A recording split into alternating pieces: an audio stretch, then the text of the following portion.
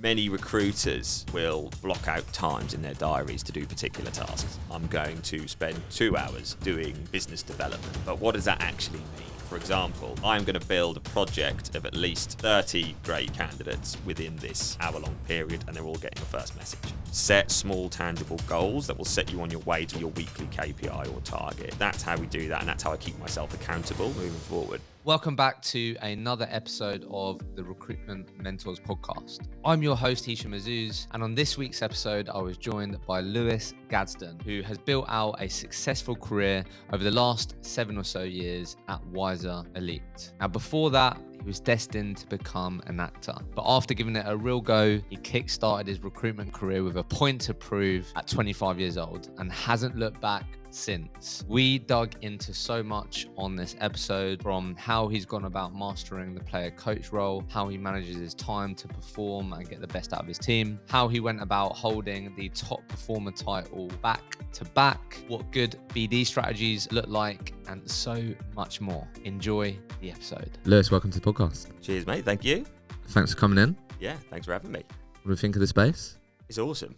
It's good. It's like a proper professional setup. I'm not saying you wouldn't have been professional before, but this is next level. Yeah, I mean, it definitely wasn't always this. Started on the mobile phone in the bedroom, mate. Yeah. So, yeah, but really looking forward to this. Like, I've really enjoyed our conversations, interactions. I know that you came to the live podcast event last year and these types of things. So I think really excited to talk about this journey that you've been on. Plenty to unpack, plenty to learn from.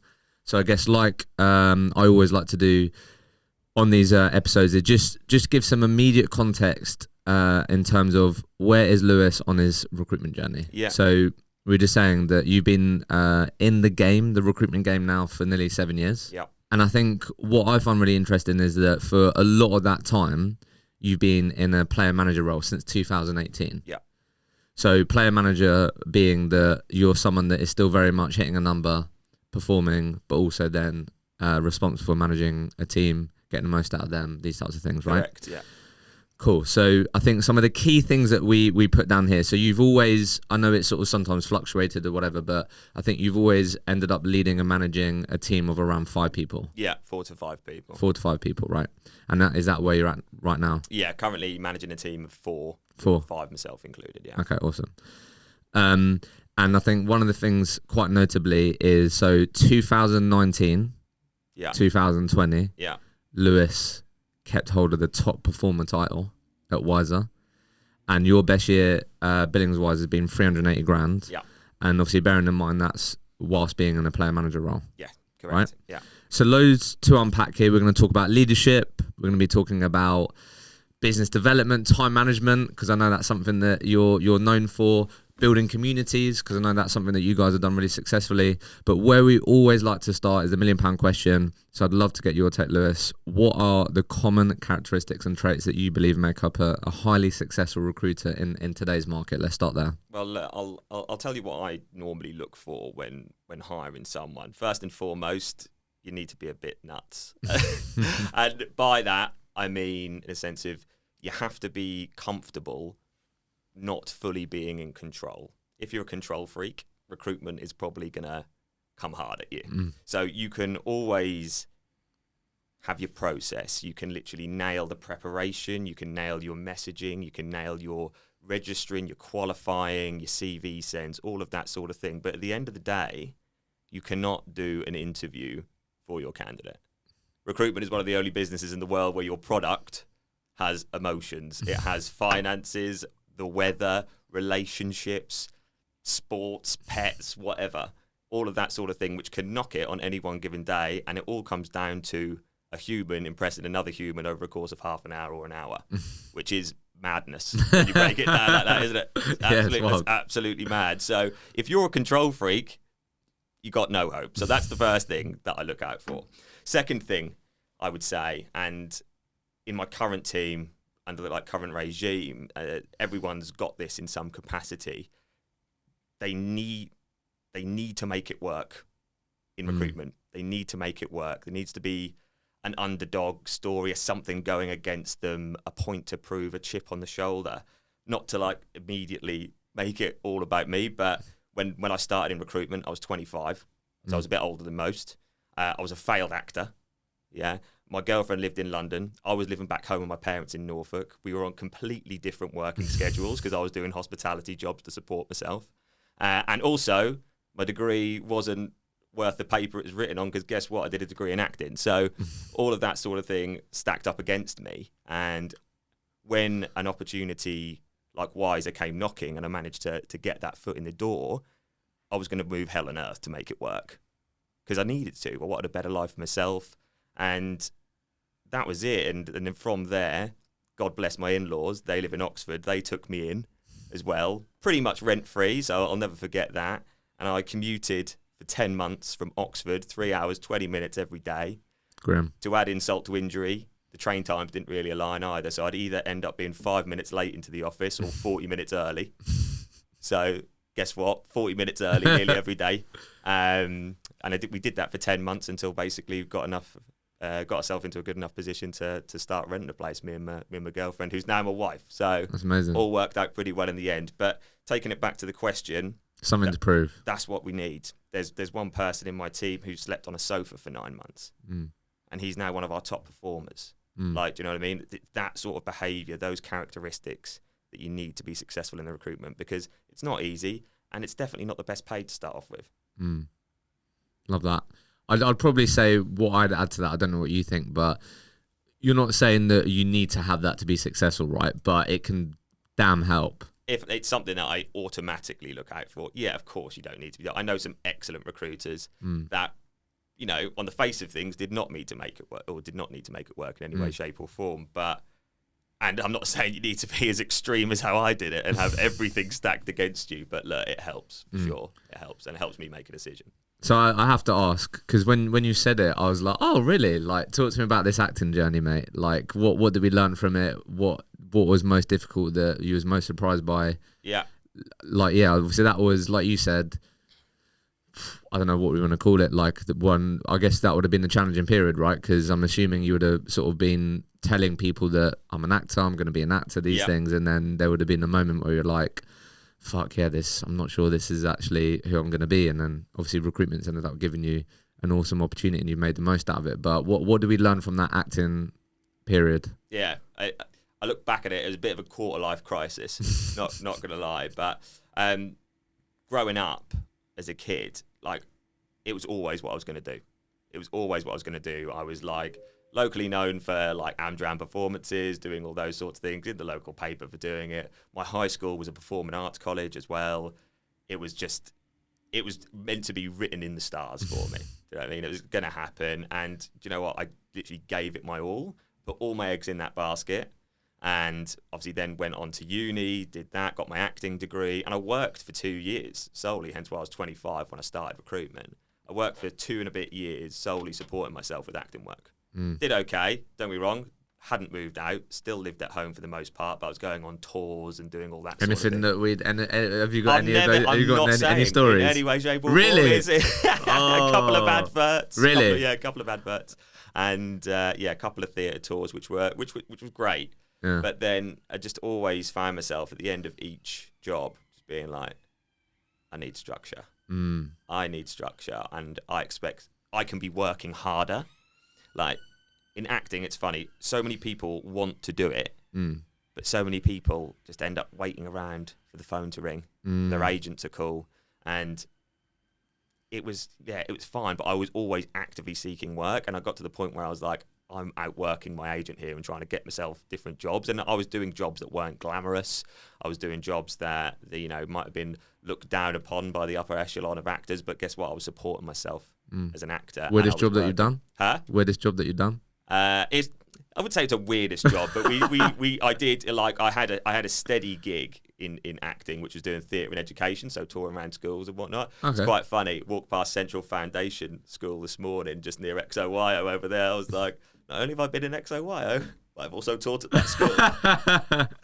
So it was quite funny. But I did that, and that was a steady gig in between the better, more glamorous job, should we say? But look, I took stock when, like, it would have been 2016, and like I said, I was doing hospitality jobs in the interim of not acting, and my girlfriend was working 9 to 5 office. I was working evening and weekends. It was long distance, didn't work.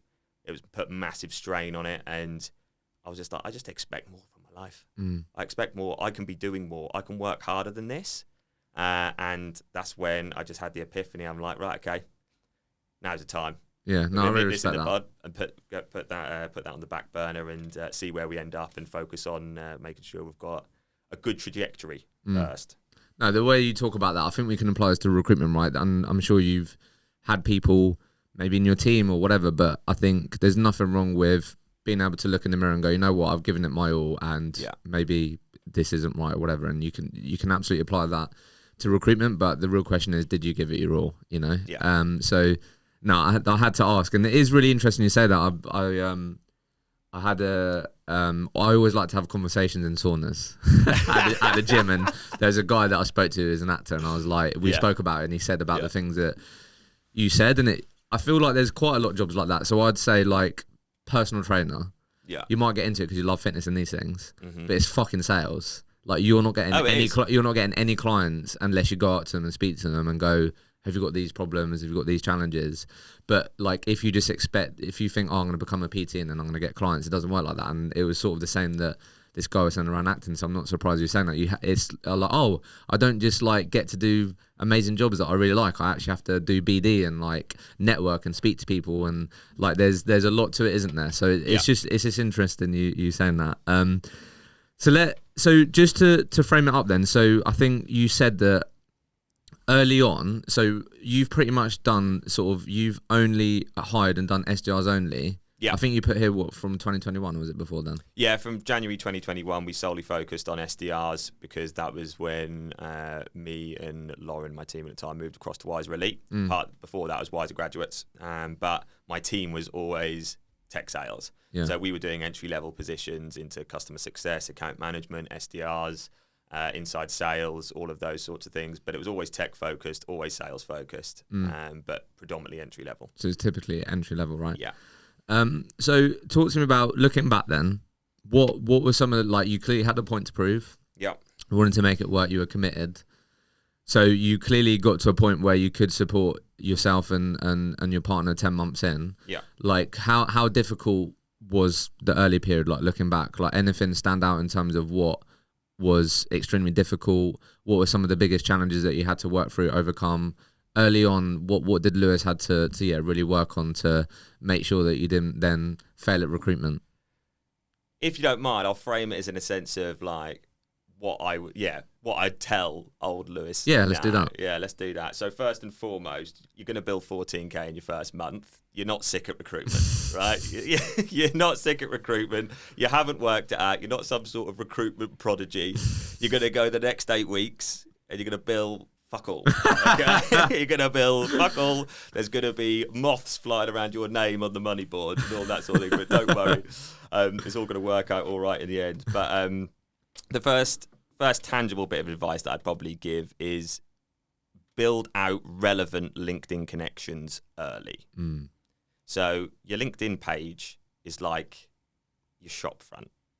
Yeah. If you have a couple of 100 to 1,000 connections on LinkedIn, your shop front is effectively, I don't know, Millie's cookies, Ben's cookies, whatever. Normally a little stand. I love Millie's or Ben's cookies, but they're like little stands, right?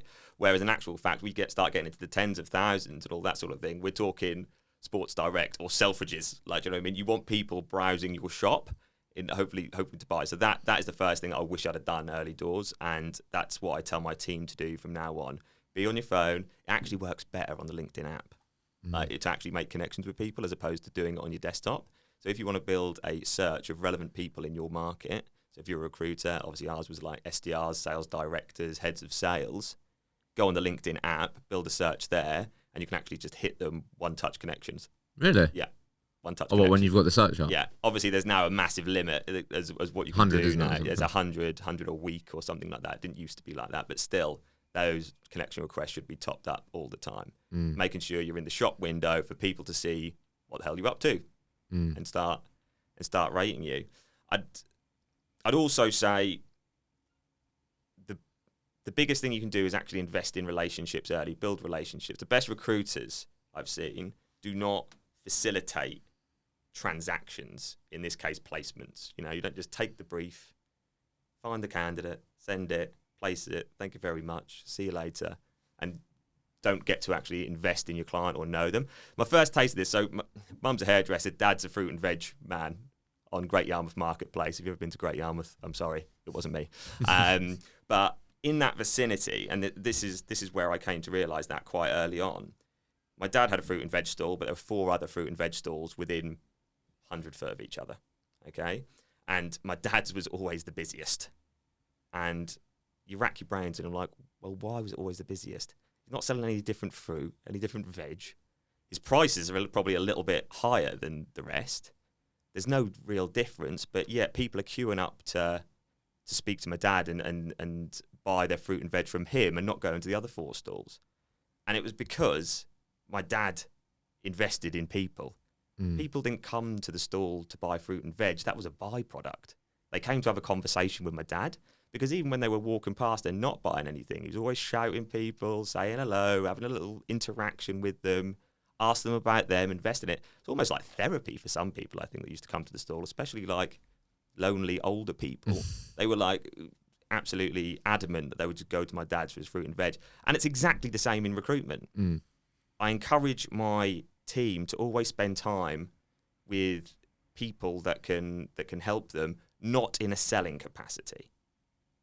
So, for example, you know, and it's a little bit strange to people, especially in the beginning when they're a bit junior, and it's like, what, you mean we're going to go for a meeting, we're going to go meet Hish, but we're not going to have a client briefing, or we're not going to try and sell to him, or all of that sort of thing. I'm like, no, we're going to go for dinner. We're going to go for a beer. You know, or anything like that, and we're just going to catch up and shoot the shit. Like, that's it. And then if you focus on that, the rest of it comes. When the time's right, the rest of it comes. People do not like to be sold to. So yeah, invest in relationships early. And probably the last bit of advice that I'd give is chill the fuck out. It's never as good as it seems. It's never as bad as it seems, is what my granddad always used to say. It's never as good as it seems, never as bad as it seems. Fuck it, I'll share it. But I've never really told anyone, but my granddad actually passed away the day before my final interview at Wiser. Oh, wow. Okay. It was expected, so it doesn't make it any easier, but it was expected. And then obviously it was a bit like, right, okay, what do I do here? Do I cancel this interview? Will that still go, yeah. Yeah, do I cancel this interview? Or, you know, more out of respect or anything, like I said, it was expected. But at the same time, saying that phrase, it's never as good as it seems, it's never as bad as it seems. And then going back to that sheer want, that need to make it work, he wouldn't want me to pass up the opportunity. Me not going is not going to bring him back. So maybe in this case, not as bad as it seems. Hopped in my car, went to London, got the job, and here we are nearly 7 years later. So it was the right decision. So, and whenever it gets high or low in recruitment, whenever we're doing, like I mentioned in our prep 18 months ago, obviously things were going great. Like literally it was awesome. But again, never get too high. It's never as good as it seems. And in the past 6 months where it's been a little bit tougher, we've had to work much harder. It's never as bad as it seems. Yeah, no, I think it's so, these sort of little simple phrases, mantras are like just so useful to have, you know. So no, thank you for sharing that. And I think that is a great one. It's never as good as it seems, never as bad as it seems. That is that definitely can help me when I have wobbles or these types of things. And I think it's just as important as you just said when it is really good. Yeah. You know, to remember, because typically it's like we want to hear like, how do you deal with the bad times? But it's like, how do you deal with the fucking good times? Because if you're just going out, spending all your money, getting really high on the highs, then you're going to come crashing down. That's even more challenging. Yeah. What I wanted to ask you on the building relationships piece, just quickly, was I really buy into that. Like I've sort of, I don't know what it was, but I just sort of bought into that quite early in terms of like, I just believe in business karma. I just do, or like just good karma in general. Yeah. Like I just always feel like if you give more than if you give more than you get, it just always plays out, right? But that can be hard sometimes when you've got a manager going, Lewis, you haven't made the dolls this week, or what, you're just meeting that person and you're not working with them, you know. It's hard to juggle. So I guess my question for you on that is, what are some of the lagging indicators that we can keep an eye on that can make you feel like, well, no, like this is starting to pay dividends and it is going in the right direction? Because I'm sure this is what you maybe try and highlight with your team when you're like, no, look, this will play out, and it will play out? What are some of the lagging indicators of it sort of reinforcing that, no, building relationships, not being transactional, is going to massively help me in the long run? Are there any lagging indicators that sometimes you sort of pick out or get a sense of, or sometimes have your team recognise to make them feel confident that, no, this is going to play out in the long run? Yeah, no, absolutely. I mean, it's not a tangible thing, but it is a feeling. Like, do you know what I mean? It is a feeling. You know full well if you get along well with someone. Like, do you know what I mean? You know full well if they rate you and they rate what you do and they rate your service.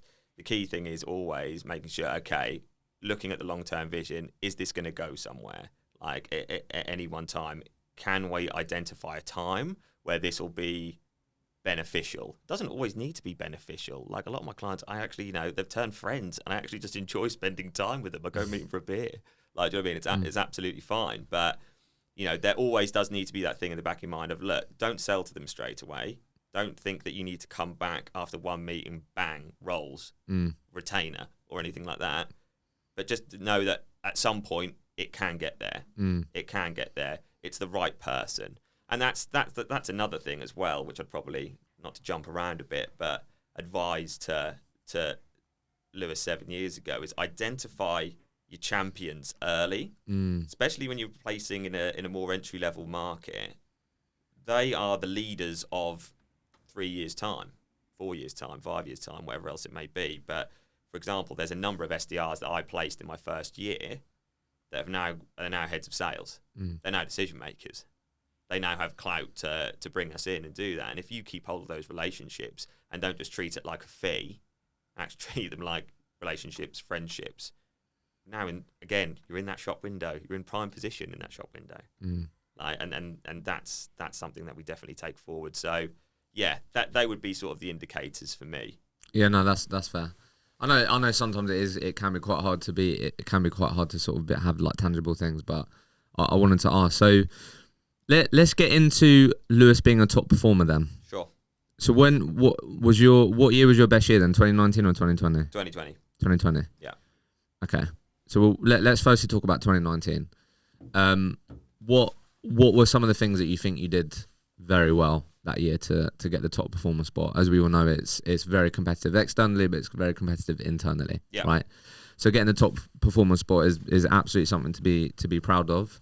Maybe let's start with business development, because I feel like that is, particularly right now, that is something that a lot of people are on a journey with, find it more difficult. Yeah. In 2019, get the first time to be the top performer. Like, what is it that Lewis did really well on the BD side? What played out? What did you do really well? Yeah, good. So the key thing that we did, to be honest with you, there wasn't like much tangible changes that I made in 2019 on the BD front, but there were things that we started introducing, like, for example, partnerships, and we started refining our messaging. Like, that's been the key thing there. But to put it into a tangible thing with actual messaging, like, we always look back at, and this is Kyle Coleman, this is a tech sales thing, the 5x5x5 rule. Okay. So 5 minutes of research on a prospect, try and get 5 key insights, and then spend 5 minutes actually writing the message. You know what I mean? Don't spend any longer on it. So you've got personalization, you've got key insights that they would find interesting that are probably personalized to them, and introduce us into the job table, and then obviously send thereafter. And that was pretty revolutionary in a sense of changing how we messaged people back then, because it was just like a bombardment of full messages. This is what we do. Here's a full catalogue. Here's our deck. Here's what we do. And it's just completely overwhelming, when in actual fact, short, sharp, personalised messages were much better. But that's something we started introducing then. Whether that was completely pivotal to me being the top biller in 2019, I'm not sure, but it was something that we started. Yeah, no, I love that. That's a great share. So the 5 minutes, so like if I go on Lewis and he's in my ideal client profile, ideal customer profile, even obviously candidate as well, I'm assuming, 5 minutes of looking at his profile, what insights can I get?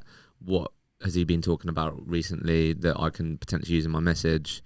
Then you said, 5 minutes of shit, like writing the message? Yeah. And then what was the other 5 minutes? 5 key insights. Oh, sorry, 5 key insights. Yeah. 5 minutes research, 5 key insights as a result of that research, 5 minutes writing the message. Don't spend any longer on it. Move on to the next one, because otherwise you're going to be there for ages. Yeah, no, I really like that. So just to make it even more tangible, give me an example of what a key insight might be, like a common key insight that you might use in your world, 1 or 2 key insights. Funding could well be the fact that they see that they're hiring, could well be the fact that the person that you're prospecting has just started in a new role, or it could well be on the other side of us bringing it to the table. Like, let's say they're hiring for the first time, they're a startup that we've messaged. We can bring insights that we've seen before. For example, salespeople, especially at SDR level, are 3 times more likely to be in the same company a year later if they started with someone else at a similar level. Lone SDRs in small startups, especially closer to the entry level, don't tend to work out that well. So that would be another insight that we'd share, stuff that we actually have to prove yourself as a consultant, right? Clue is in the name, recruitment consultant, whereas some people get caught up in selling too much. How, and just on that really quickly, because I think sometimes recruiters aren't helped with understanding what key insights they can offer. So how have you helped to make sure that your team are aware of the sort of the consulting that they can do, if you get what I mean? Yeah. Because sometimes recruiters just aren't helped with that. You know, they're not equipped with, oh, we have this data and we can use that when we're reaching out to people, and that could be really helpful for people that we reach out to. It shows that we're credible, shows that we're consulted, shows that we're interesting. So is that something that you review on a quarterly basis, where you go, hey guys, these are some of the things that we continue to find that we can share with our customers that would be valuable and useful? I don't know, how do you make sure that your guys and girls are equipped with good insights that you actually have available to you? The data, for the most part, isn't even ours. It isn't even ours. It's stuff that you can find online. Now, Gartner reports, obviously we have the sales communities, which have been pivotal for us actually listening to what's happening in tech sales right now.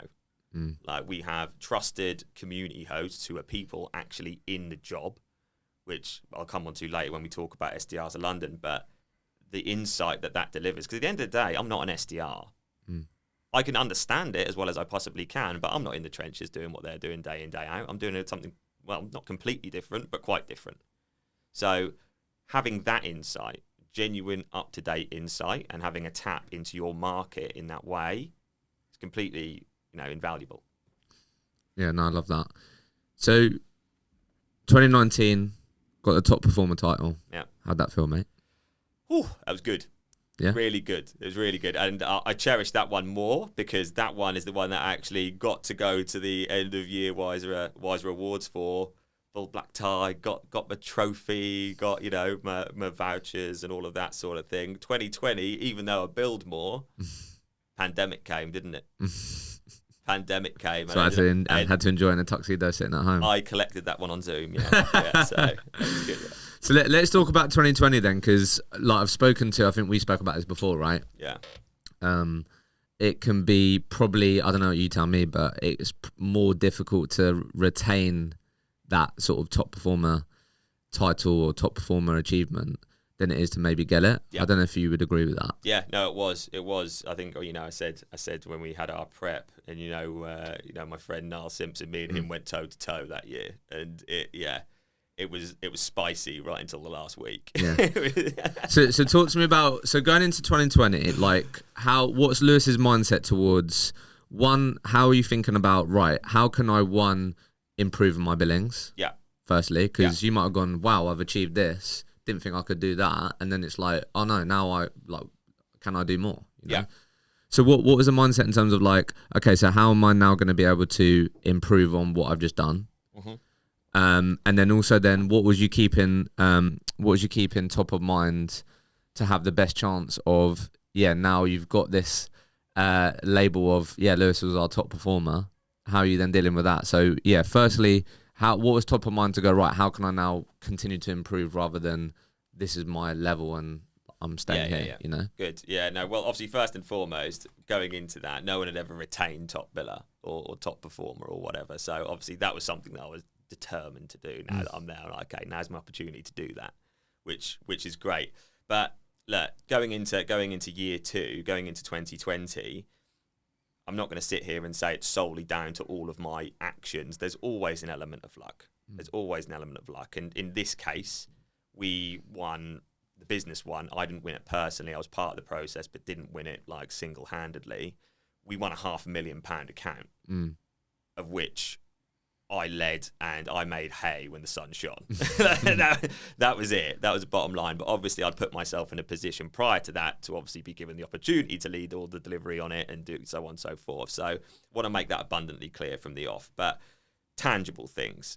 First and foremost, I think this was the year where I stopped, like I said before, being too salesy and actually became a consultant, especially in candidates' eyes. It cannot be, I soon learned, the narrative from a candidate's perspective cannot be, Hish wants to place me in this job so he gets money. It needs to be, I cannot, or I am far less likely to get this job without Hish's help. And the only way that you can do that is by, first and foremost, coaching is the biggest thing. So I'll come on to that in my preparation point shortly, but coaching and coaching candidates, coaching candidates, coaching, and by also just setting an example throughout and being an expert in the process that you're managing them in. And again, that only comes, going back to my previous point, of building relationships and actually getting to know the businesses that you're working with at a much deeper level than just being like, here's a brief, crack on. Do you know what I mean? So that's that. So that's the first thing, making sure you're presented as a consultant, not as a salesperson trying to get money. That's a massive narrative switch for a candidate and a massive respect thing. Secondly, and this comes into the coaching part I was talking about, preparation.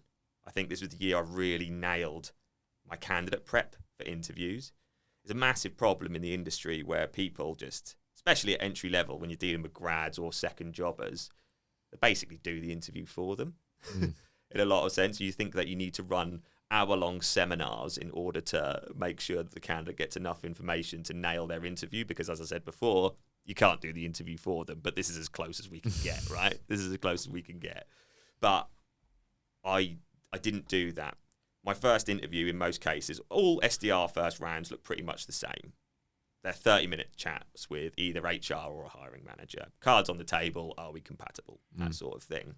So as soon as the first interview's booked in, my process is obviously call the candidate, be like, right, this is booked in for then.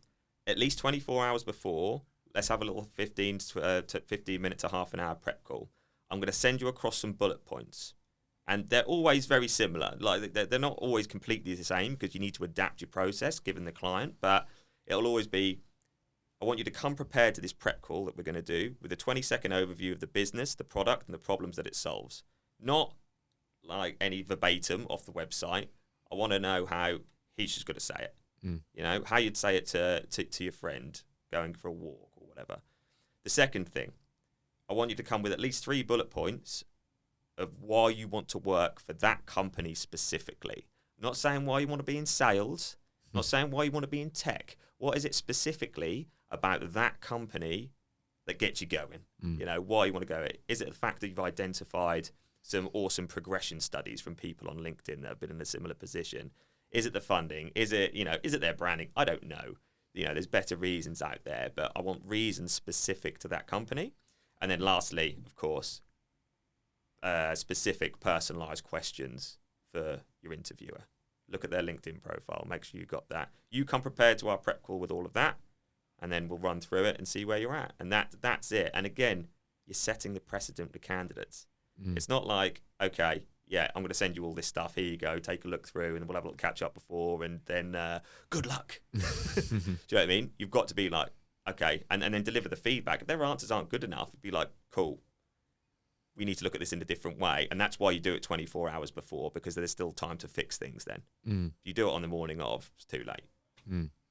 That's a great insight there. So in terms of, leading into coaching people through the process. Yeah. Anything else that, just on that coach piece, anything else that Lewis, the consultant, can coach candidates on, or that you would put under that sort of coach title that great recruitment consultants do? Yeah. Is it coaching on their career, you know, these types of things? Yeah, look, I mean, I think it's completely important to immerse yourself in the market that you're selling into. Most of the time, being honest, don't feel like I work in recruitment. I feel like I work in tech sales, even though I'm not.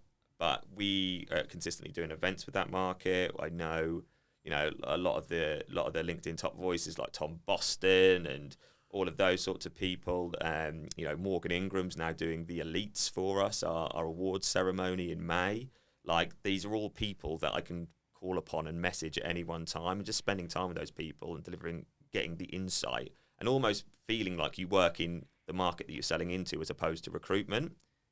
That was a big mindset switch for me, and that coaching piece specifically for recruitment consultants. Hey everyone, a real quick one from me. This podcast would not be possible without our amazing podcast partners, Vincere and Sourcebreaker. Because you listen to this podcast, you're able to get your hands on exclusive savings on both of these award-winning products. If you're a growing recruitment business, you have to check out Vincere, who are an all-in-one operating system for your growing recruitment business. With Sourcebreaker, if you want to make sure that all of your recruiters have the best tools on the market to stand out and beat their competition, then you have to check out Sourcebreaker. Use the link in the show notes, in the comments below, and you'll be able to get yourself exclusive savings on these amazing products. Yeah, that enables you to then offer the insights, right? So let's talk about, because I want to go into SDR's London, right? So, but let's talk about, let's just focus for a second on Lewis being a playing manager, because you've been doing it for a while, and this is really tough and really difficult for a lot of people. It's interesting. I was speaking to some recruiters recently who are top performers and sort of feel like, they sort of learned quite quickly that they just didn't like management. So a lot of people listening to this have either been forced into management, or the only way at the moment in their sort of career pathways in their business they can evolve their career by going into management, being a playing manager, right? So I guess, why don't we start with, like, when Lewis wasn't, if we're being honest, like, not that great, learning as you were going, failing, not being a great player manager, but then you were learning from that to become a better one. What was you doing then that's like different, but now in terms of like you being better, are you doing differently? So let's just start with maybe what was Lewis doing that you, looking back, if we're being honest, you wasn't being the best player manager or the greatest player manager? Anything there to share that you had to learn the hard way? Yeah, sure. I think the biggest thing is that in terms of eras of my team, we're now in era 3. Okay, so there's been 3 in my mind. Obviously, they all didn't leave at the same time. There's not like been 2 mass exoduses since that, but there's been sort of 3 key turnovers of my team. The first team, and this comes down to recruitment, right? For yourself, for your own team. I love them to bits. We still get along today. I employed the wrong people. My first team was effectively a team of intercepted candidates, because we'd do that. Obviously, we're working a market that was similar. It's an entry-level commercial go-to-market sales job, whatever you want to call it. They'd come into Wiser HQ, which, as you know, is pretty fucking sick. And then they'd just fall in love with the culture. And they'll be like, you know what? Yeah, I can get down with a bit of recruitment. I can do that. Yeah, we can do that. And then it's not the right reasons. Going back to what I said at the start, a lot of my first team love them, but they didn't need to make it work. They could walk into many other jobs. They were well educated, good grades. The world was their oyster. Obviously, they were very good at recruitment as well. That helped why we employed them. But and they were great. But when you obviously work in a market where you're placing a candidate similar to yourself on more money, it's a bit of a recipe for disaster. So how I do it? So firstly, maybe got it wrong the first time round. Got it wrong into just because they speak well, they're obviously intelligent and they like the look of what you're offering, doesn't necessarily mean they're going to be right long term. And that's exactly how it played out. Got a year out of most of them, and then they moved on to other things, predominantly tech companies, as well, into SDR positions and that sort of thing. Second year of my team was then just completely ripped apart by the pandemic. Not much we could do there. Some learnings, of course, which I'll keep to myself. But at the same time, it's just nothing you could do. And then we started what I call third era, which was with with me and Lauren, and then we built things out from there. And then it's a mixture of experienced recruiters, not necessarily in the tech sales market, but then also the right grads, the grads that have something to prove, and they can't just go anywhere else and give up when it gets hard. Like, they've proven that they can and need to make it work, and that's been pretty damn successful so far. So, and then love that, and then Lewis as a manager, what was you not doing? Maybe not so great at. Yeah, the early periods. Good. I think initially, we have a big culture at Wiser of reporting down, which means in plain English, just because you're a manager, you don't sit in your ivory tower and you tell people what to do and you set them standards for them. But you're in manager land. You're head of department. You're an associate director. You don't need to do the same thing as that. No, we get rid of that. Balls to that. Every week, at the start of each week, and now I've given the responsibility to my team to lead that meeting every week as well. So it's not just me doing it all the time, but we will set objectives or goals for the week. Nothing major, 4 or 5. And they could well be like, okay, I'm going to wrap up this deal this week. I'm going to get 5 first interviews at this particular client. I'm going to secure a new job, or at least generate a new client meeting, 2 LinkedIn posts. And for example, for me today was to come on here and absolutely smash it. and then what we do is we review that. On Wednesday, we have our goals pit stop in the morning, go through it all, and we'll mark it traffic light system. Green, is it achieved? Amber, not achieved yet. Red, lost it. That's that. And we keep ourselves accountable. And my goals go in there all the time. Do I get full green every time? Absolutely not. Not every week. I did last week, though, and everyone knew about it. But look, reporting down, I think, is the biggest respect builder that you can do. If you're not proving that you can perform at the same or a better level than your team, then why are you their manager? Like, you need to prove that consistently. You know what I mean? Because that's what does it. And I'm not saying I wasn't doing that to begin with, but I probably just wasn't externalizing it as much as I could. So my advice would be to anyone who's a player manager or a manager right now, show the team what you're made of. So on this then, if we can go granular for a sec. Yeah. So you mentioned Monday kickoff for the week. Love that. I'm probably going to steal that. I do something similar, but I like the Wednesday pit stop. I think I could do that better rather than like a morning call. Yeah, I think that I'm going to steal the Wednesday pit stop. That's a good one. So just to get it granular for a second, I speak to a lot of playing managers, billing managers who do find it really hard not to get pulled pillar to post. Yeah. So I guess if it's cool with you, like, could we just break down a bit like Lewis's typical week? I know you're super organized. Yeah. Obviously, there's only so much you can plan for, and like if I'm in your team and I need help, I'm assuming you're going to help me, right? Yeah. If there's like something I really need your advice on or whatever. But how do you try and set up your week to make sure that Lewis can lead by example? Yep. And you're doing, you're trying to lead by example and you're doing what you're doing. So hitting your number, performing. You're also being the manager, and you're making sure that people know that if they need help, support, Lewis is there. And then it sounds like you're doing some of the accountability stuff as a manager with what you just described. So yeah, talk to us a bit about what maybe like a typical week would look like, where, how you try and set that up so you're not just pulled pillar to post and it's not like, Lewis, I need help with this, Lewis, I need help with that. And you're like, fucking hell, I need to get this done. I haven't been able to. Do you know what I mean? Yeah. How have you approached that over the years? Yeah, good. Well, first and foremost, let's talk about my own personal performance. Yeah. Right? You mentioned this in the post yesterday, which we went through in the prep. So many recruiters will block out times in their diaries to do particular tasks. I'm going to spend 3 hours resourcing for this particular role. I'm going to spend 2 hours doing business development. But what does that actually mean? Like, do you know what I mean? What the biggest mindset switch and thing that I've seen with my own team as well in getting them to do it is, let's make a small, tangible target for that time frame. And if it doesn't get done, we know full well we need to make it up somewhere. Do you know what I mean? So, for example, I'm going to build a project of at least 30 great candidates within this hour-long period, and they're all getting a first message. Okay?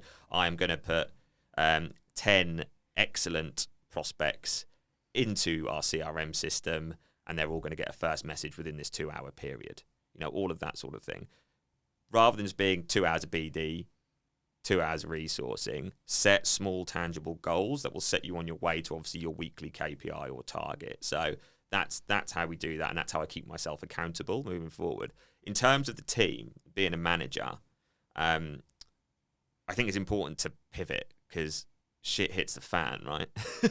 You can't just, in an ideal world, you do the same thing, same schedule every week. That doesn't always work. We have the skeleton of my diary. It's very color coded, as you can imagine. So everything yellow in my diary is internal meetings. Everything blue is sort of tasks that I need to do. Could well be a candidate call. Could well be replying to this person, chasing up this person. Task bits and bobs that I need to do throughout the day. Green stuff is community focused. Purple is business development. All of that sort of thing. I always make sure that there is, because you have I don't know if everyone uses Google Calendar, but you have like a little bar of how much of your time is being used. I keep an eye on that massively. Yeah, it's good little insight. It is. I looked at it 2 weeks ago, and I was like, "Fuck me, 70% of my week is yellow," which means it's internal meetings. We need to change that. We need to change that straight away. And that's just the way in which I can keep myself accountable moving forward and be like, right, okay, what can I do here? Is this meeting vital? Do I need to be in this, or can this be done in an out of room setting? And just making sure that I'm keeping myself accountable for doing my tasks and hitting my numbers personally as well. But that said, I used to do all of my one-to-ones on a Monday morning. Monday morning at Wiser is meeting C. There's meetings left, right. I think it is for a lot of businesses, right? I don't actually start work until Monday at 1:30, I would say. Yeah. But one thing I pivoted recently, because I always felt like we were missing things on a Monday morning. There was, don't get me wrong, everyone's busy, heads down, but there's still opportunities out there. There's still messages that were coming in that if we respond to quickly, that we were going to win over a competitor or whatever else it may be. And I pivoted. So as opposed to just doing 15-minute, almost speed date one-to-ones with my team, I then changed that to, right, okay, because the team were like, we always feel like we're on a bit of a rush and we can't really dig into things. And I agreed. I was like, we can't delve into your numbers properly. I can't delve into your pipeline properly. I can't advise you on every sort of granular detail and what we can do. So we shifted it. So now I have a half-hour one-to-one every day. Every day? Throughout the week. Yeah. Wow. Throughout the week. So rather than blocking out an entire, not every day with everyone. Oh. But I mean, like, for example, obviously I have 4 team members. Oh, so in 4 days you have a half an hour. I have. Oh, So everyone has their own. No. Yeah. That is not a good use of my time. Yeah. God love them. Rather than it being Monday, it might be Monday, Tuesday, Wednesday, Thursday. Rather than it all being Monday in one block, and I don't end up coming up for air until about 1:30, 2 on a Monday afternoon. We'll do something like Darius on a Monday. We'll have Nush on a Tuesday. Sheldon on a Wednesday, Wahid on a Thursday, something like that. So we'll do that, and then everyone gets a proper one-to-one, and doing it that way. You don't always have to do things the way they've been done. Yeah. And I think me being that organised always, that was probably the downfall of that, and something that I've recently come to terms with, that being like, yeah, just because this is how it's always done, this is how it's always worked, that it's the best way. Like getting yourself into a funk, sometimes you've got to freshen things up and pivot a little bit in terms of your organisation. No, that's a great insight. And I think that with that being the setup, I guess the kick-off at the beginning of the week is super important then, isn't it, to have that? Because you don't want anyone feeling like they're not set up for the week, not if they need a bit of help on what they need to focus on or these things. You've got that Monday kick-off, these are our goals, and then the one-on-ones are like, I'm assuming, Lewis, how are you getting on? Yeah. Can I help you with anything? What more can I do to support you? And then there might be some accountability stuff going on. Yeah, it's good. And then just on that as well, the last thing I'd probably say that was a big struggle in the beginning of becoming a player manager was not doing the job for them. Like 2018, Lewis, or whenever it was I started, I think I had my first intern in 2017. But when someone just asks a question, it's easy to just go, oh, fuck it, just come here. I'll do it. Like, do you know what I mean? You write this, do this, or, whereas in actual fact, what managers should be doing is challenging their team. So you come to me and be like, Lewis, obviously this is the situation, X, Y, and Z. The candidate has not come back, not confirmed the interview. What do you think we should do? I'm like, well, what do you think we should do? what do you think we should do? And then 9 times out of 10, they'll come out with the answer. It's almost like a validation thing, especially when you've got people who are early on in their careers in your team. It's all just a validation thing, and the quicker you can break that habit, the easier your life's going to be. Yeah, no, I'm always mindful of that, of being, not just doing it for people. I think that's a great insight. So let's spend the last 10 minutes then talking about SDRs of London. Sure. I think I do respect that. Obviously, know Jack well. I do feel like I'd say most recruitment companies outside looking in your space would go, you know what, Wise have done a really good job of building a community, and communities. No, Izzy's a huge part of that as well. She is, she's great. So talk to me about, why don't we just start, which could be helpful for people. What would you say, because how long, SDRs of London, how long have you been doing that for? 3 years. 3 years, cool. Principles of making that success, principles of building a successful community. Talk to me about that. Yeah, sure. Just to give everyone, I'll give everyone a bit of insight as to what the bloody hell it actually is first, for people that don't know. So SDRs of London is an inclusive peer-to-peer mentorship community for lead generators at tech companies based in the capital, although we do tend to have people that come from like home counties and here, there and everywhere. It's very popular with remote SDRs as well, because they don't really have teams to like bounce off or get advice from. So that's what it is. It's effectively a WhatsApp group for the most part. That's how it started. Started with 15 SDRs that I'd placed, 15 SDRs at companies that I'd quite like to work with. Put them all into a WhatsApp thread and went, there you go, mentor each other for free and network. And that's exactly what happened. And we went from 30 members to about 120 members in a week. We now have over 5,500 followers on LinkedIn, 1,200 members either in WhatsApp or mailing list. And we are consistent. We're doing an event with Aircall next week, for example, which is a sponsored event. Should on track to be a sellout, and that will be a minimum of at least 100 people in our office next Thursday. Okay. All doing that. So, but it's not that. It's very easy when I say it that way. It's fucking hard putting events on. It's hard. You know yourself. It wasn't always that way, and along the last 3 years, it would have been very easy to sell out at some point. So in the beginning, everyone was like, well, I'm putting all these SDRs in this WhatsApp thread, inviting them, and everyone's looking at me like, what the fuck's this Lewis Gadsdon up to? Yeah. What's this recruiter trying to put us all into a WhatsApp thread? What the fuck's he playing at? Anyway, and it took time. It took time to build trust, and it took a lot of willpower to not just be like, oh my God, I've got a gold mine of candidates here. I would love to just run this little roll past me. Should be good. That'd be great. But I didn't. Stayed strong. We didn't sell out at any point. I've never posted a job in there, ever. And I think that's what built the trust. The other thing, so first and foremost, just to summarize, do not sell out. Do not sell out. Don't take the easy transactional win. You need to build something cool. You need to build something that's respected, that's going to add value to people, not just your own personal gain. Secondly, you need advocates of what you're doing. Like, for example, I know with Recruitment Mentors and sort of the platform that you have hosts or people that come in and do particular things. Exactly the same for us. I am not an SDR. I cannot...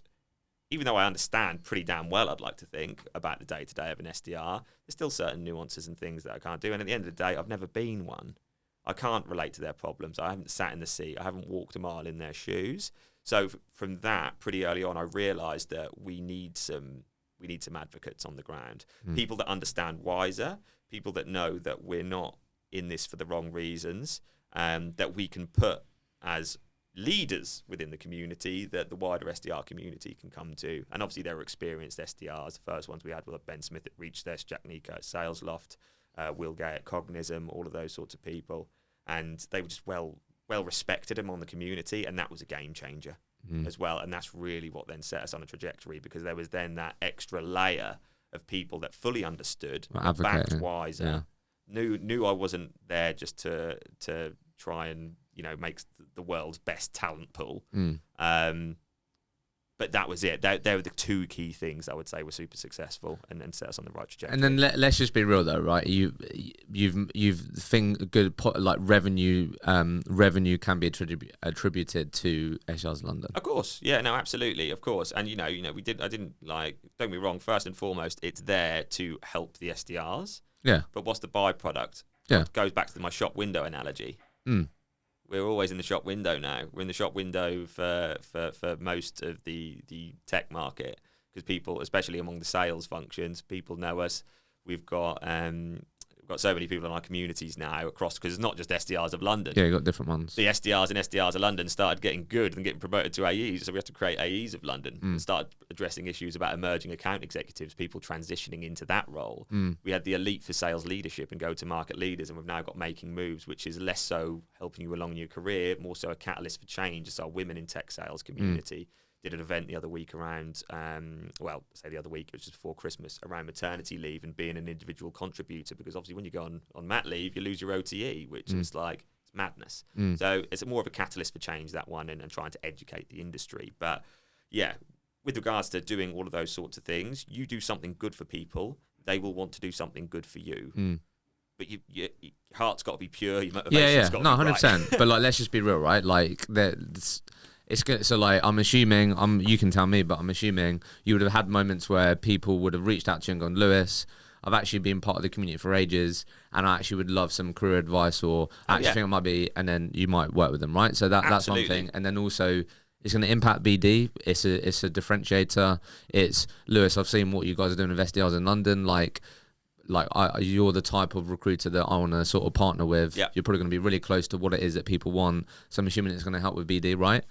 And then you just said that Aircore is sponsoring. So then there can potentially end up being, if the partnership's right, some revenue generating opportunities. Absolutely. That can be directly attributed. So yeah, cool. Yeah, no, we're not just doing it completely. Obviously, it makes commercial sense to do so, but it's been a long-term build to get it to this stage. Yeah, but it's come from not selling out early. Not selling out early, being in the shop window, being seen to be doing doing the right things for the right reasons, and then obviously, yes, of course, it's an unrivaled referral network for work and candidates as a byproduct. Yeah. And then before we finish, then just on that, because I want to make it clear, because I do really think what you guys are doing is great. So it started with a WhatsApp group. Yeah. Like, now what has it become? From outside looking in, it looks like you create intentional learning events, or events if it's like virtual or in person. Obviously, I know you guys utilize your office space, which is absolutely awesome. So if you ended up basically, obviously, besides the WhatsApp and getting other people to speak to like-minded people, it's then you're putting on some sort of learning events for around things that a lot of the community want help with. Yeah. Is that pretty much it? It's got to be current to the time. It's got to be relevant. For example, the Air Call event is doing more with less in the current climate around SDRs. So we've got heads of sales development, SDR managers speaking from some great brands like Fresh Relevance, Cognism, obviously Air Call as well, and also Source Whale, who you'll know. We've got Lucy from Source Whale speaking as well. But it's just all about, it's got to be relevant, it's got to be in the time, and it's got to be there to service the community and help them with what they're doing. If all of a sudden, a company came to us and being like, we want to sell more subscriptions, so we want to sponsor you for an event, we're like, yeah, it's not going to work, unfortunately. We'd love your money, of course we would, but that's not going to wash with a team. That would be selling out. Do you know what I mean? We're not going to do that. It needs to be relevant. It needs to help its audience. That's sort of the key thing. But we'll do an in-person event every quarter per community, an online event every quarter per community, and then if anyone else wants to step up, you get people from the community all the time that want to improve their personal brand and do all of that sort of thing, and we're more than happy to give them that platform if they want to take a chance and do it. And that's, to be honest with you, that's how a lot of people come community host for us. Love it. Well, look, Lewis, absolutely loved going into all that. I think just to round it off, I think 25-year-old Lewis would definitely be proud of what you've built, and no doubt what you're going to continue to go on. Love your energy, mate. Love your passion. And thank you so much for coming on the pod. Mate, thanks for having me. Been a blast. Thank you so much for listening to the episode. I hope you enjoyed it and got value from the conversation. If you did enjoy it, please don't forget to like, share, and subscribe, and we'll see you in the next episode.